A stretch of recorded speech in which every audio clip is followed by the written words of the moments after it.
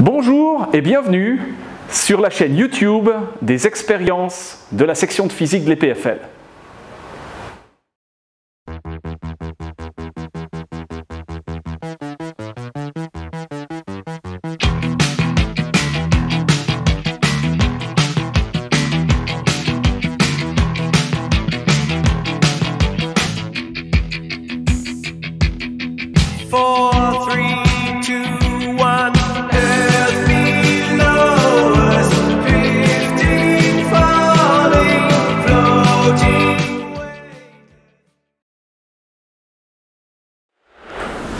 Bonjour.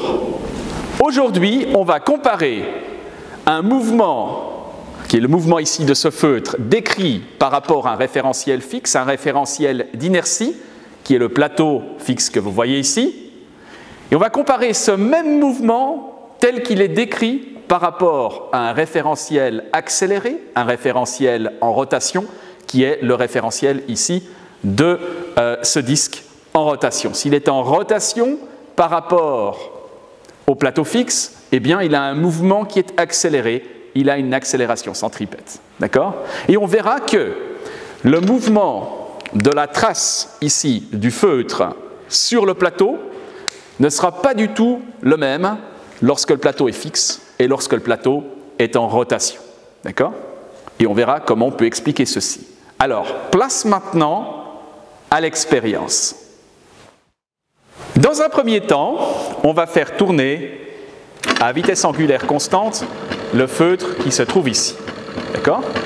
Et puis, on va venir décrocher le feutre, ce feutre qui est soumis à deux forces extérieures, son propre poids orienté vers le bas et la force de réaction normale du plateau sur le feutre orienté vers le haut. Donc, la somme des forces est nulle. Regardons par rapport au référentiel ici du plateau fixe, quel va être le mouvement. Eh bien, ce mouvement, si on le regarde, eh bien, on voit que c'est un mouvement qui a lieu en ligne droite, à vitesse constante. C'est un mouvement rectiligne uniforme.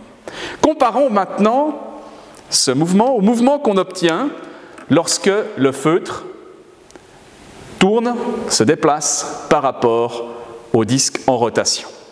Donc, on va juste enlever ici les supports.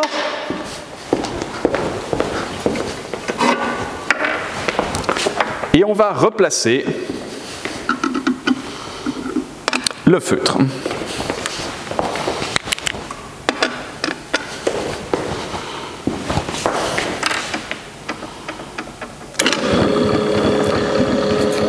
Vous voyez maintenant que le disque et le feutre tournent ensemble par rapport au sol à la même vitesse angulaire. Donc, le feutre est immobile par rapport au disque. Maintenant, on va décrocher le feutre et on va regarder quelle est sa trajectoire par rapport au référentiel accéléré du disque.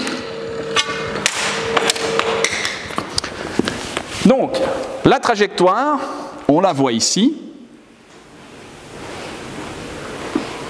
C'est une trajectoire spirale. D'accord ?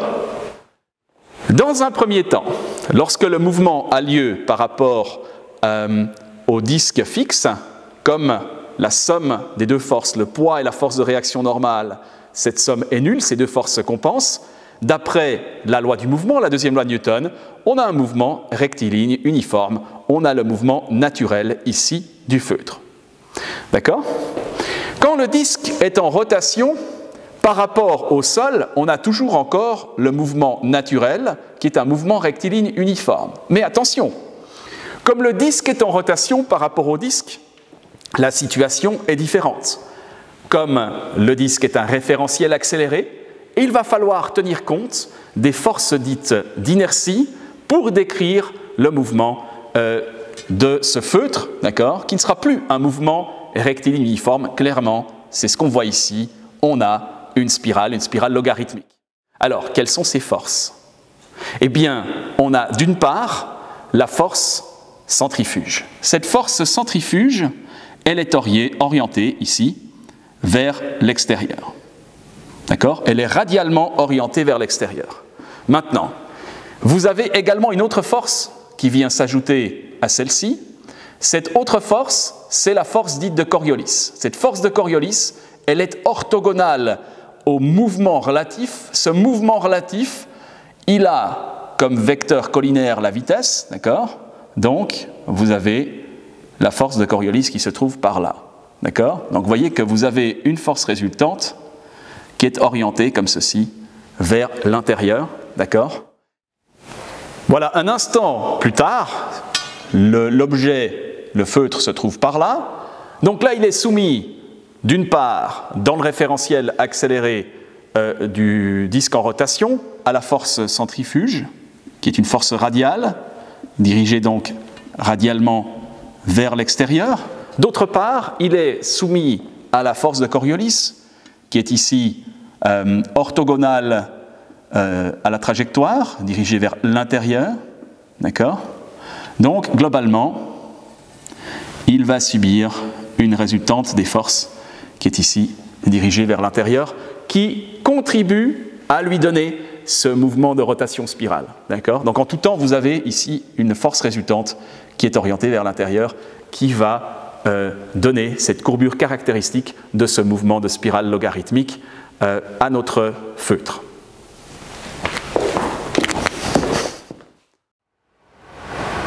Merci d'avoir regardé cette vidéo.